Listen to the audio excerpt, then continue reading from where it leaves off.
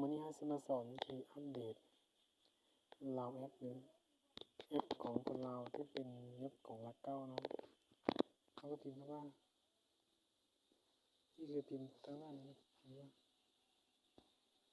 ลาวแอปก็พิมพ์ขึ้นมานี้กดเข้ามาลาวแอปกดเข้าไป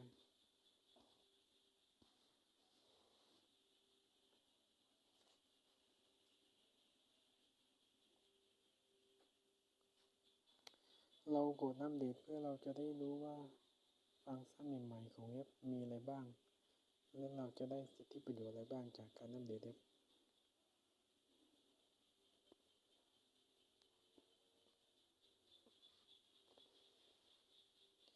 รอสักครู่เน็ตช้า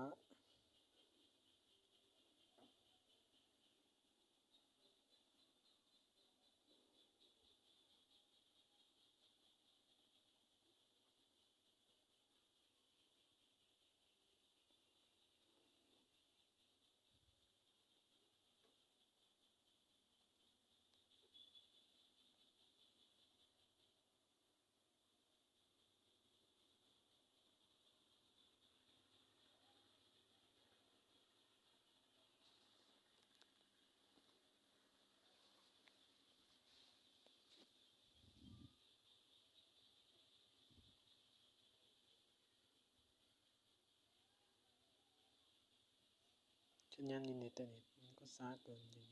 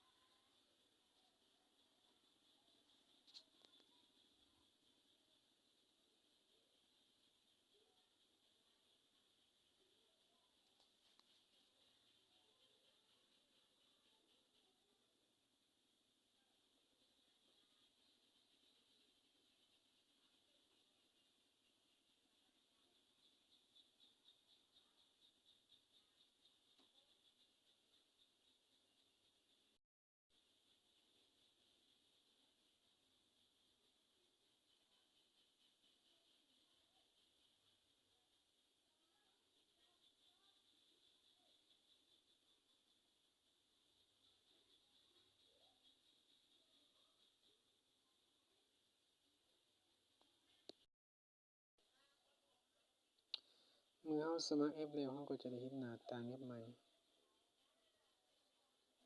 และการบริการใหม่ๆของแอป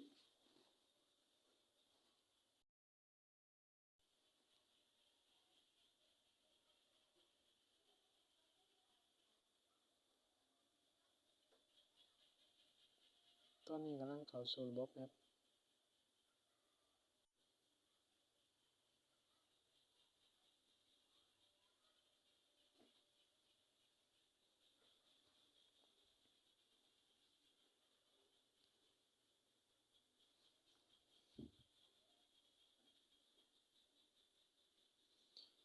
เราสิมาลองเปลี่ยนภาษาแอปให้เป็นภาษาลาว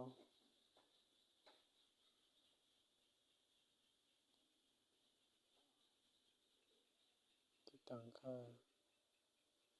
เรียงวิธี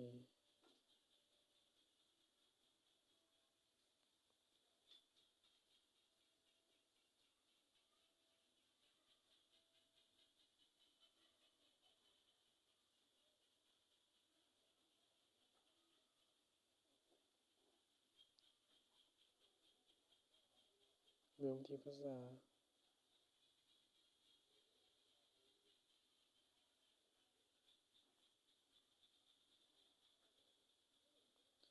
แล้วกดมาที่6คน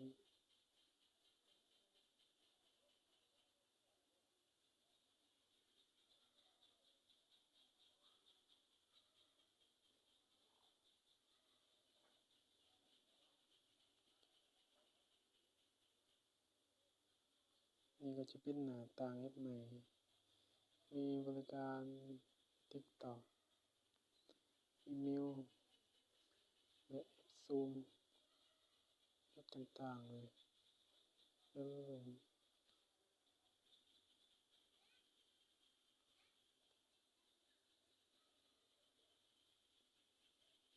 นี่ก็จะเป็นบริการของ ใหม่ดูทีวีฟังเพลงนี่จะเป็นแอปฟังเพลงและมีบริการการบินกระเป๋าช้อปปิ้งเกม AI วิดีโอการเล่นข่าวสารกีฬา